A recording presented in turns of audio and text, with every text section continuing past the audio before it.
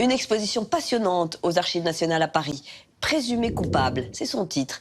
Elle restitue la voix des femmes à travers plus de 300 procès-verbaux d'interrogatoire de la fin du Moyen-Âge au XXe siècle. Un coup de projecteur sur quelques archétypes comme la sorcière ou l'empoisonneuse. Sébastien Thème.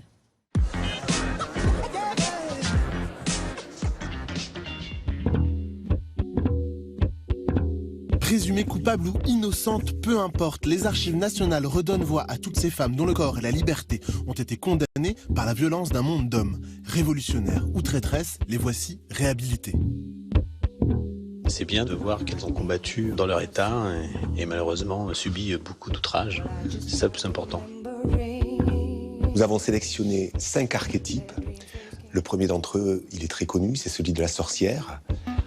Ensuite, l'empoisonneuse, l'infanticide, la pétroleuse de la Commune de Paris et enfin la traîtresse que l'on connaît tous à travers la femme à qui l'on coupe les cheveux au moment de la libération. C'est aussi une thématique vraiment d'actualité. Quand on voit tout ce qui se passe aux États-Unis, par exemple, finalement aujourd'hui, il y a toujours cette même stigmatisation, notamment sur tout ce qui est lié à la sexualité et à la reproduction des femmes. De la fin du Moyen-Âge jusqu'au XXe siècle, on voit très bien que la sexualité des femmes est au cœur de ces procès. Toutes ces femmes sont interrogées justement sur leur vie affective, leur vie amoureuse, l'intimité de leur couple s'agissant des empoisonneuses, parce que l'empoisonnement du mari est un archétype dans l'archétype de l'empoisonneuse.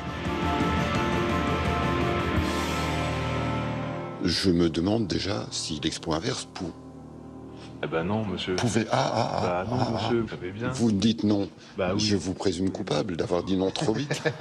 Je crois qu'il faut que les hommes prennent conscience de ce qui se passe. La condition féminine n'a jamais été un chemin de roses. Et qu'il faut veiller à ce que ça ne continue pas ainsi. Girls, girls.